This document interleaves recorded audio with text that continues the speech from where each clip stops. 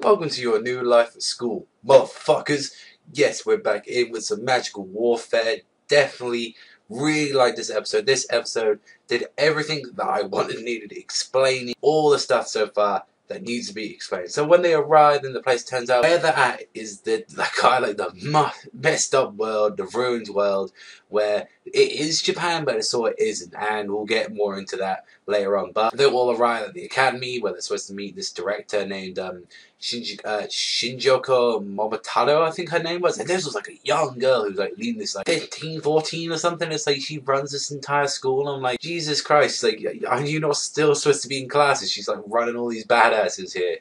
And pretty much what they started saying, like how this whole thing started was like 16 years ago, before they were born, like a year before they were born, a great magic war / holy grail like came about, and magicians started fighting over the world.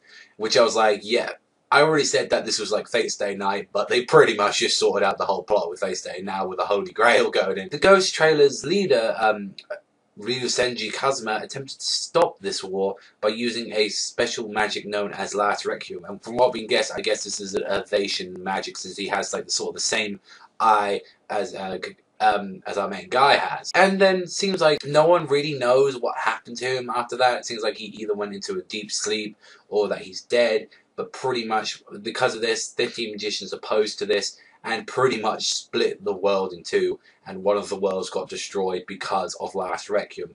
The one that they live in, all our guys, they live in the living world, whilst all the magicians live in the ruined world, and they had to make a pact that pretty much the war is going to continue, but it has to take place in the ruined world, and whoever wins this war gets the living world. And I was like, damn, they're fighting for like the world itself. And that's the thing, we don't know too much about all of their like really what they're planning from this, like, because we've got so far Wizard Brace. This is our like sort of guild, like, was from Subaru Academy, like, and the main guy was like Takeshi was saying like, oh, I might stay, like, you know, I might even like join him, but we just really kind of said no, don't do that yet, because I don't know, maybe Wizard Brace has something like up their sleeve or something. But when she was asking her, what are you going to do, because they had two options for us, it's like, to pretty much stop them from like attacking people in the living world, they had to get this like extremely powerful like magician, like who gives them this spell known as Gift, and pretty much you can't attack people. You can still use magic, but you cannot attack people like with ancestral magic, which is like your own special fire. That's pretty much the whole gist of that. And then we got the whole explanation with the 6 types of magic. There's evasion, illusion, destruction, black magic, acceleration magic, and corporeal magic. And so far, the only ones we really know too much is that Mui has acceleration magic, Takeshi has evasion magic, his girlfriend has corporeal magic, and then his friend Ida has destruction magic. And it was like pretty cool seeing like all these magics, seeing like little training, you know, oh, like Mui's gonna have to like train with them. And then the second half of the episode pretty much was showing Takeshi getting this new sword, which absolutely looks badass. I gotta say, he's got a fucking Gunblade, which all their weapons seem to know as an aspect. Like, so, like, you have Mui, who has a gun, which is Lance. I think her name was like Lancelot or Arthur, since her and her brother share two like English heroes, surprisingly.